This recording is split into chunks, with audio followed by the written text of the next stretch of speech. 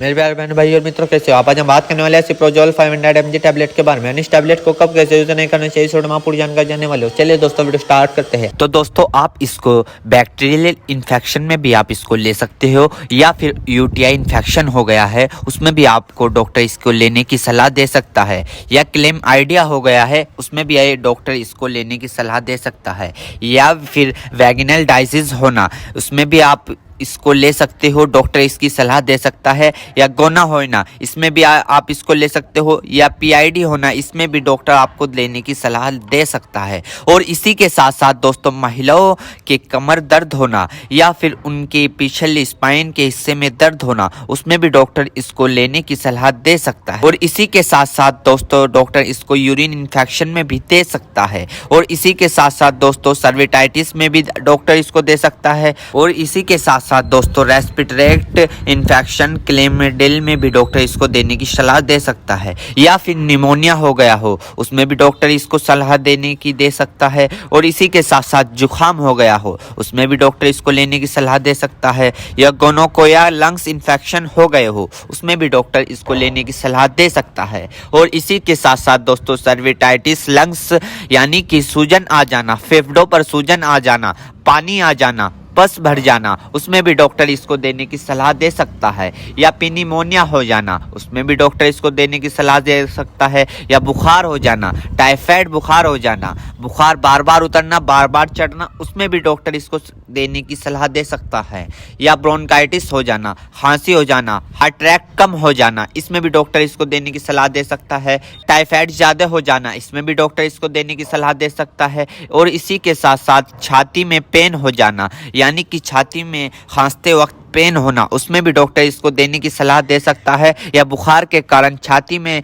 दर्द हो जाना उसमें भी डॉक्टर इसको देने की सलाह दे सकता है, या फिर ब्रोंकाइटिस यानी कि सांस की नली में सूजन और ऐंठन सपन हो जाना इसमें भी डॉक्टर इसको देने की सलाह दे सकता है, या फिर टाइफाइड फीवर हो जाना। टाइफाइड फीवर में होता क्या है, मांसपेशियों में दर्द होने लगता है, हाथ पैरों में जलन सी महसूस होने लगती है, इसमें भी डॉक्टर इसको देने की सलाह दे सकता है। ये भी वहाँ पर काफ़ी अच्छा फायदेमंद देखा गया है। या दोस्तों फिर दोस्तों ईएनटी इन्फेक्शन हो जाना यानी कि आपके कान में अगर मवाद आ रही हो, माद आ रही हो, या फुंसी निकल गई हो उसमें भी डॉक्टर इसको देने की सलाह दे सकता है, या नोजिया हो गई हो, बार बार जुकाम हो रहा हो उसमें भी आपको डॉक्टर देने की सलाह दे सकता है, या दांतों में कहीं पस बन हो उसमें भी डॉक्टर इसको देने की सलाह दे सकता है, या सॉफ्ट इन्फेक्शन हो गया हो उसमें भी डॉक्टर आपको इसको देने की सलाह दे सकता है, या स्किन इन्फेक्शन हो गया हो, स्किन इन्फेक्शन यानी एलर्जी इचिंग फंगस हो गए हो उसमें भी डॉक्टर इसको देने की सलाह दे सकता है, या बोन जॉइंट बैक्टीरियल हो गया हो उसमें भी डॉक्टर इसको देने की सलाह दे सकता है,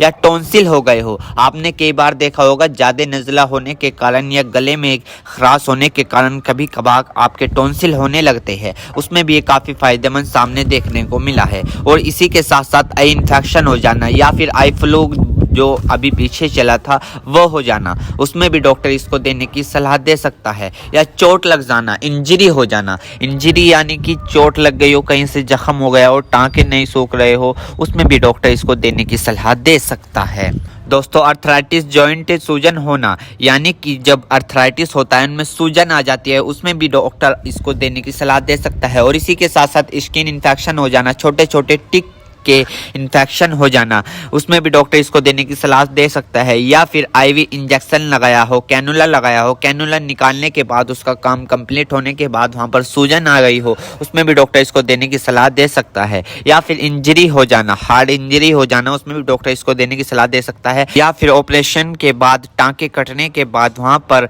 सूजन सी आ जाना उसमें भी डॉक्टर इसको देने की सलाह दे सकता है। एक बीमारी है दोस्तों मिडल ईयर इन्फेक्शन, इसमें भी आप इसको ले सकते हो, इसमें भी डॉक्टर आपको देने की सलाह दे सकता है, या फिर दोस्तों मिडल ईयर इन्फेक्शन हो जाना इसमें भी डॉक्टर इसको देने की सलाह दे सकता है। मेरे प्यारे बहनों भाइयों, आपको दो बात विशेष रूप से ध्यान रखनी है। नंबर 1, अगर आप इस प्रोडक्ट का यूज कर चुके हैं और आपको कोई भी परेशानी या किसी भी तरह का अन्य साइड इफेक्ट दिखा है तो घबराए नहीं, तुरंत इस प्रोडक्ट को लेना बंद कर दे और अपने डॉक्टर से संपर्क करें। नंबर 2, किसी भी प्रकार की अन्य मेडिसिन या किसी भी अन्य प्रकार का कोई भी प्रोडक्ट अपने डॉक्टर के सलाह के नहीं लानी चाहिए, क्योंकि मरीज की, पेशेंट की उम्र अकॉर्डिंग अंदर बॉडी में क्या चल रहा है, क्योंकि दोस्तों हर आदमी के अंदर अलग अलग हार्मोन्स होते हैं। उनके हार्मोन्स के ऊपर, उनकी उम्र के ऊपर, उनके वजन के ऊपर उनकी जांच करवाने के बाद डॉक्टर दवाइयां देता है। इसलिए दोस्तों पहले अपने डॉक्टर से परामर्श यानी कि संपर्क करें,